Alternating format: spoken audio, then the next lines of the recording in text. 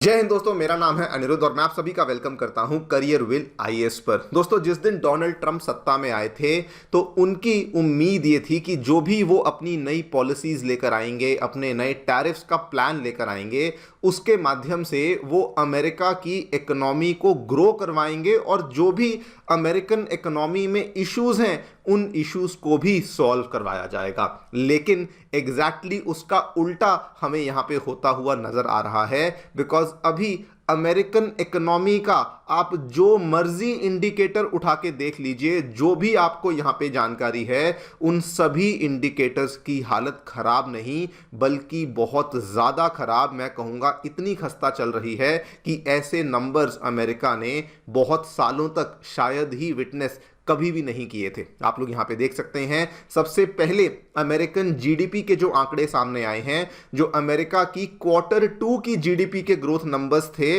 वो 4.4% पे थे और Q3 यानी कि जो ये दिसंबर में तिमाही खत्म हुई है, अगर आप इसके नंबर्स को देखें तो the number has fallen to only 1.4%। अगर आप जीडीपी ग्रोथ रेट में गिरावट को देखें तो ये 68% से भी ज्यादा की गिरावट आपको एक ही तिमाही के अंदर देखने को मिल चुकी है। एंड अगर आपको लगता है कि ये बहुत बड़ी बात है तो ये तो केवल टिप ऑफ द आइसबर्ग है। जैसा मैंने आपको बताया, कोई भी इंडिकेटर आप उठा के देख लीजिए, all thanks to America's huge and massive debt, ये दोस्तों हर एक इंडिकेटर की हालत बहुत ही ज्यादा खराब चल रही है। हम लोग ऑलरेडी जानते हैं कि अमेरिका की जो इकोनॉमी है उसके अंदर जो उनका डेट है ये ऑलरेडी उनकी जीडीपी से ज्यादा चल रहा था। अगर अमेरिका की जीडीपी $30 ट्रिलियन की है, उनका डेट ऑलरेडी $38.5 ट्रिलियन पे चल रहा था। लेकिन अब हालत इतनी बिगड़ चुकी है, कल ही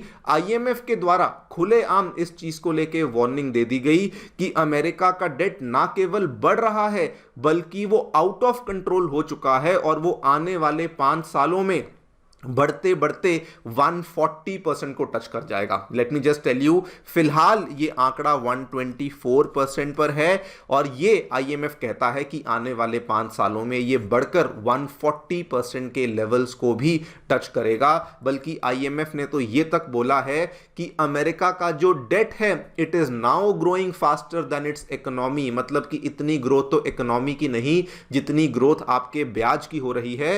एंड केवल और केवल आपकी जो इंटरेस्ट पेमेंट्स हैं, मतलब अभी इसमें मैं मूल की बात नहीं कर रहा, केवल जो आप यहां पे ब्याज पे कर रहे हैं वो भी $1.2 ट्रिलियन पर ईयर से बढ़ चुका है। क्लियर है कि आपकी सिचुएशन आउट ऑफ कंट्रोल हो चुकी है। और अगर आप कोई भी और इकोनॉमिक इंडिकेटर उठा के देख लीजिए, बजट डेफिसिट हुआ, फिस्कल डेफिसिट हुआ, ट्रेड डेफिसिट हुआ, करेंसी की स्ट्रेंथ हुई, यहां तक कि अमेरिका की जो बड़ी बड़ी कंपनियां जो दुनिया की अलग अलग कंट्रीज और कंपनीज की क्रेडिट रेटिंग करती हैं, उन्होंने भी अमेरिका की क्रेडिट रेटिंग को फाइनली डाउनग्रेड कर दिया है। मतलब कि जहां पर भी आप जाके टच करेंगे यू विल अंडरस्टैंड कि सिचुएशन जो है वो बद से बदतर हो चुकी है। इन्हीं सब चीजों के बारे में हम लोग चर्चा करने वाले हैं। क्या एग्जैक्टली यहां पे देखने को मिला है, क्या आईएमएफ की यहां पे वार्निंग आई है और इसके क्या मायने हैं, इसको भी समझेंगे। आइए शुरू करते हैं मेरे साथ। मेरा नाम है अनिरुद्ध। यदि आप लोग हमें फॉलो करना चाहते हैं तो दिए गए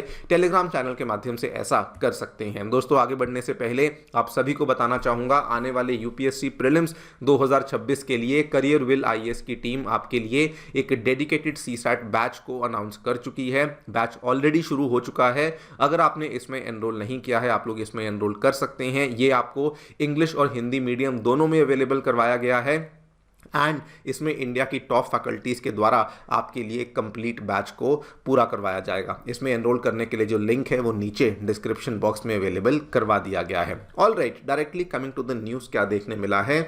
सबसे पहले अमेरिका के जीडीपी आंकड़ों की बातचीत कर लेते हैं। अगर मैं प्रीवियस क्वार्टर की बात करूं, ये यहाँ पे मिस प्रिंटिंग है, Q2 और Q3 की अगर मैं यहाँ पे बात कर रहा हूं, अगर मैं प्रीवियस क्वार्टर की बात करूं तो ये 4.4% के हिसाब से इनकी जीडीपी ग्रो कर रही थी। लेकिन जो अभी लेटेस्ट नंबर्स आए हैं, जो कि दिसंबर तिमाही के नंबर आए हैं, उसमें जो जीडीपी ग्रोथ है ये 1.4% पे गिर चुकी है। ये वैसे भी बहुत बड़ा स्लो डाउन है क्योंकि जनरली क्वार्टर ऑन क्वार्टर हमें इतनी बड़ी गिरावट देखने को नहीं मिलती है। यस, पॉसिबल होता है कि क्वार्टर ऑन क्वार्टर थोड़ी बहुत गिरावट आपको देखने को मिलेगी, लेकिन अगर आप इस गिरावट को देखें मैथमेटिकली सीधा सीधा 3 परसेंटेज पॉइंट्स का एब्सोल्यूट यहां पे डाउनफॉल हुआ है। परसेंटेज के हिसाब से देखा जाए तो 68% के आसपास की आपको गिरावट देखने को मिली है। The worst thing over here is, और ये चीज आपको याद करिए, जब टैरिफ वाला मामला शुरू हुआ था इकोनॉमिस्ट ने, एक्सपर्ट्स ने इस चीज की वार्निंग दी थी कि अमेरिका ऐसी सिचुएशन में घुस जाएगा जिसमें कि जीडीपी ग्रोथ नीचे होगी, इन्फ्लेशन जो है वो हाई होगी और अमेरिका स्टैगफ्लेशन जैसी ग्रोथ में आ जाएगा। बिल्कुल वैसे ही कंडीशंस अब हो चुके हैं। जीडीपी ग्रोथ लगातार स्लो डाउन कर रही है, इन्फ्लेशन अभी भी ऊपर चल रही है और स्टैगफ्लेशन जैसे कंडीशंस अब अमेरिका में बेसिकली स्थापित हो चुके हैं। स्टैगफ्लेशन दो लफ्जों से जुड़कर बना है, स्टैग्नेंट ग्रोथ और इन्फ्लेशन, और एग्जैक्टली वही अब हमें अमेरिका में देखने को मिल रहा है। क्वेश्चन आता है कि ऐसा असल में हो क्यों रहा है? The reason is very very simple. America की इकोनॉमी की एक स्ट्रक्चरल प्रॉब्लम है, उनका तेजी से बढ़ता हुआ डेट। और दोस्तों द वर्स्ट पार्ट इज कि वो इस डेट को कम करने की बजाय लगातार जो डेट है वो डेली बेसिस पे बढ़ता ही जा रहा है। लेटेस्ट आंकड़े जो कि अभी तक पब्लिकली रिलीज करे गए हैं वो ये हैं कि अमेरिका का डेट $38.5 ट्रिलियन के आसपास पहुंच चुका है, इनफैक्ट क्रॉस कर चुका है। उसके बाद ये बताया जाता है कि डेट में $8 billion per day almost daily basis पे जुड़ रहा है।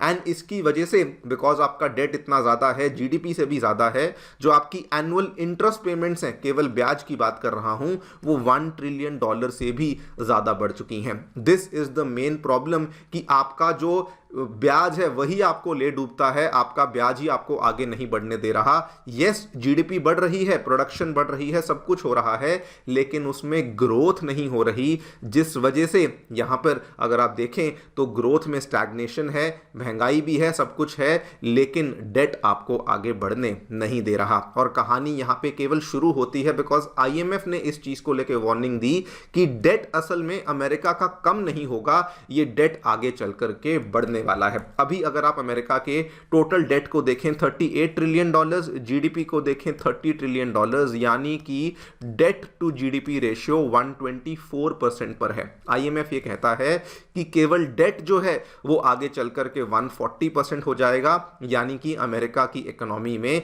एक ग्रोइंग स्टेबिलिटी का रिस्क देखने को मिलता है। उन्होंने बल्कि इस चीज की तुलना करी कि सिमिलर कंडीशंस हमें इसके पहले ऐतिहासिक तौर पे जापान, इटली और ग्रीस में देखने को मिले थे। मैं आपको थोड़ा सा बताता हूं कि एग्जैक्टली क्या हुआ था। जापान ने 140% डेट को क्रॉस किया था सन 2000 में। उसके बाद से जापान की इकोनॉमिक स्टैग्नेशन शुरू हो गई। जीडीपी ग्रोथ आप देखते हैं जापान की बहुत ही नॉमिनल देखने को मिलती है।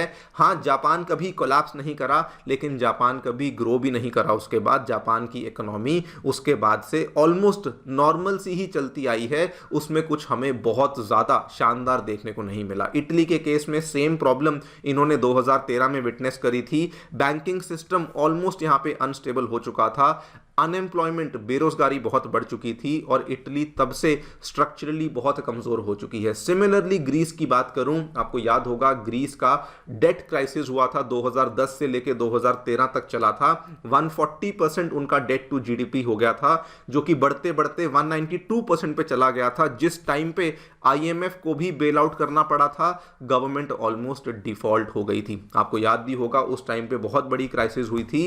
एंड एग्जैक्टली आईएमएफ ये कहता है कि अगर अमेरिका की हालत ऐसी ही चलती रही तो बिल्कुल वैसे ही हाल यहां पर अमेरिका के हो जाएंगे, जो कि इन 3 अच्छी खासी इकोनॉमीज के हमें एक टाइम पे देखने को मिल गए थे। Further IMF goes on to say कि डेट जो है वो आज की डेट में इकोनॉमी से भी ज्यादा तेजी से ग्रो कर रहा है। आप देखिए, इसका उदाहरण बड़ा सिंपल है। इंटरेस्ट पेमेंट्स एक साल की $1.2 ट्रिलियन पर ईयर से भी ज्यादा की हो चुकी हैं। इसको पर्सपेक्टिव में लाने के लिए आपको बताता हूं, अमेरिका एक ऐसी इकोनॉमी बन चुका है दोस्तों, जितना कि पूरी दुनिया में बड़ी बड़ी कंट्रियां अपने मिलिट्री पे स्पेंड नहीं करती, मिलिट्री बजट्स के लिए एलोकेशन नहीं करती, उससे ज्यादा तो केवल और केवल अमेरिका इंटरेस्ट के लिए पेमेंट्स को अदा कर रहा है। और ये सबसे बड़ा विशियस साइकिल है। आप किसी भी बिजनेसमैन से जाके पूछ लीजिए कि अगर आपका डेट बढ़ जाता है, डेट बढ़ने से आपका ब्याज बढ़ जाता है, ब्याज बढ़ने से और ज़्यादा आपका डेट बढ़ जाता है, और ज़्यादा ब्याज बढ़ जाता है,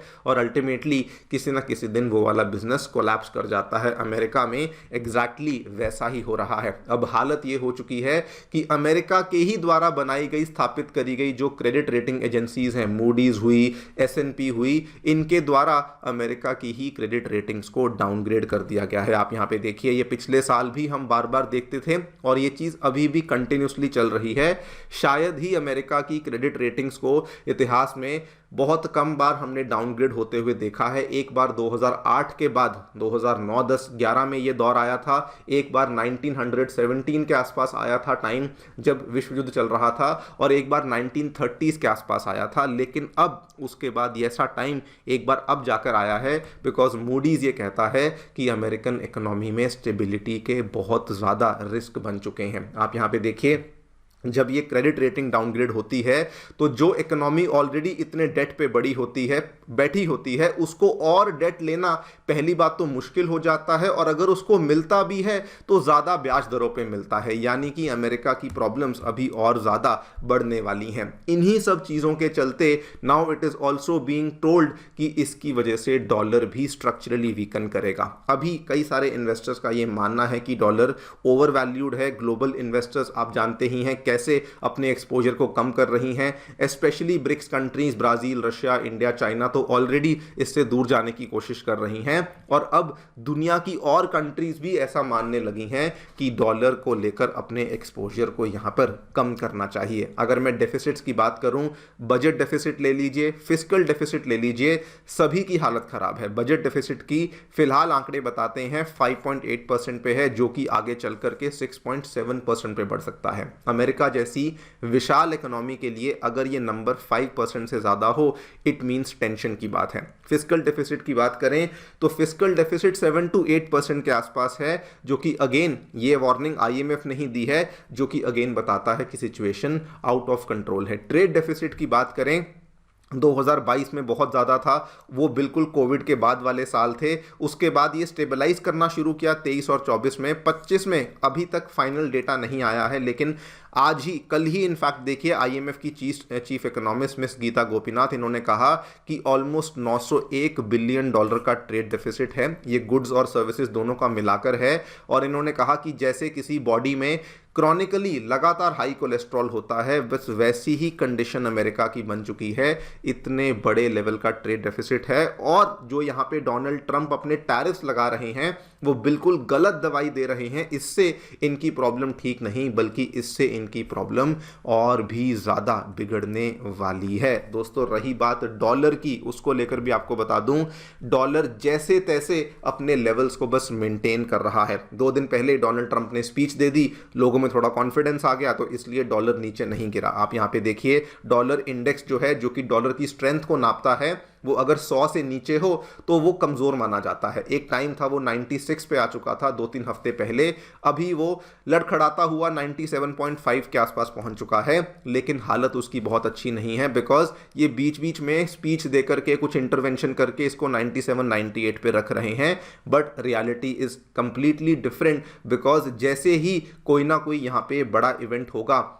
उसी दिन दोस्तों डॉलर इंडेक्स जो है वो एकदम से क्रैश करना स्टार्ट करेगा। कुल मिला के किसी भी इंडिकेटर को देख लीजिए, भले मैक्रो इकोनॉमिक, भले आप यहाँ पे करेंसी को देख लीजिए, कैसा भी इंडिकेटर उठा लीजिए, हालत सबकी खराब ही चल रही है। डॉलर की तो हालत जो है वो पहले से ही खराब चल रही थी पिछले महीने, बल्कि हमने ये तक देखा कि US डॉलर शेयर जो है वो ग्लोबल फॉरेन करेंसी रिजर्व्स का वो अपने 26 ईयर लोएस्ट लेवल्स पे चल रहा है। मतलब कि जो नंबर्स सन 2000 में थे और जो नंबर्स आज हैं, उसमें इतनी गिरावट आई है कि इस सेंचुरी में कभी भी इतना लोएस्ट नंबर देखने को नहीं मिला। देखते हैं क्या होता है, लेकिन ओवरऑल आई थिंक सभी को समझ आ रहा है कि अमेरिकन इकोनॉमी की जो हालत है वो सुधरने नहीं, बल्कि फ्रॉम नाउ केवल बिगड़ने ही वाली है। आप लोग जो भी सोचते हैं मुझे बताएं कमेंट सेक्शन में। Thank you so much for listening, stay tuned and stay safe.